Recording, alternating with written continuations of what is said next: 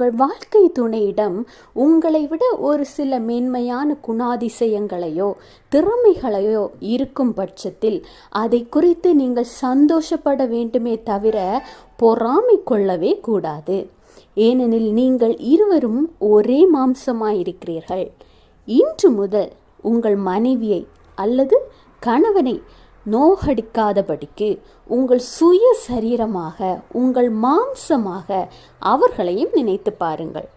அவர்களை வேதனைப்படுத்தவோ அவர்களை தாக்கவோ அவர்களை வெறுக்கவோ அவர்கள் மீது வெறுப்பை காட்டவோ உங்களுடைய மனம் வராது.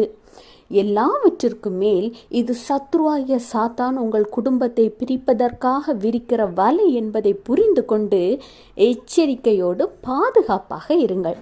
இன்னும் ஒரு படி மேலே பார்த்தீங்கன்னா, நீங்கள் பாதுகாப்பாக இருப்பதற்காக தினமும் இரவு நேரத்தில் உங்கள்